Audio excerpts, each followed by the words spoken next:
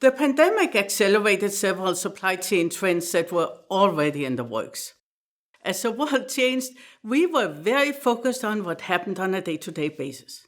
But now is a good time to step back and take stock of the long-term supply chain trends. It's been tough on many people and organizations, but at least there can be some learning. On the demand side, the switch from retail stores to e-commerce has been going on for over a decade. Interestingly enough, before we entered into the pandemic world, many supply chain researchers were of the opinion that omni-channel strategies were part of growing the e-commerce sales. The theory was that it would help e-commerce sales when a customer can return products in a store, or when a consumer could go to a store to see, feel, or even experience a product. However, as stores closed because of the pandemic, we saw the truth of the saying that necessity is the mother of invention. Consumers simply had to make decisions based on online information. I believe that the e-commerce numbers will stay high and even continue to grow. Companies will get better at helping consumers develop a better feel for the product online. And as more stores come back, we'll see that the omni-channel will support this shift.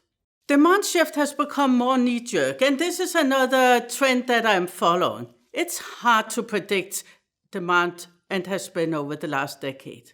This was certainly also the case during the pandemic, and especially during the first very crisis-focused part of the pandemic.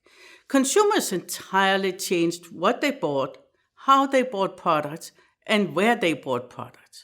While some of that will settle down, sudden changes in consumer demand and consumer sentiment will continue to impact the supply chain professionals. Forecasting and the entire demand side certainly have had professionals on the edge for a while, with lots of head shaking going on. This is where I see big potential for technology to come to the rescue. Transparency and rapid feedback are key factors. In the future, demand sensing and using AI for predictive analysis are some of the most interesting areas that I follow. On the supply chain, we have seen border crossings become more cumbersome and definitely not easier. And don't even get me started on regulations. It's part of a geopolitical play with increased nationalism. Yet at the same time, the pandemic also revealed to everyone how complex our supply chains have become. Complexities include transporting raw materials, subcomponents and components over great distances, across borders, often to a single source of final assembly, and finally on to consumers.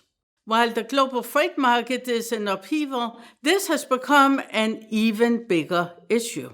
Supply chain professionals have stopped up and asked themselves whether this is the right way.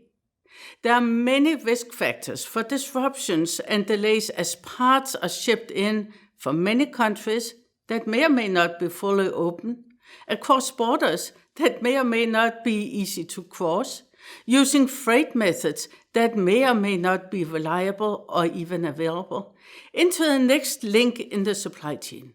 It has been said that it takes 2,500 parts to produce a car, but only one part to not produce a car. Procurement professionals would do well to think about how to simplify and shorten the supply chain. With demand fluctuations, agility, and fast reaction becoming key factors, it's a disaster to have obsolete product or product arriving late in the wrong place. Supply chain visibility, an area where my company ALOM has invested heavily, certainly helps. But to survive long-term, an organization must also plan for a supply chain that reacts fast on pertinent information. Visibility and transparency simply do not help if one cannot react.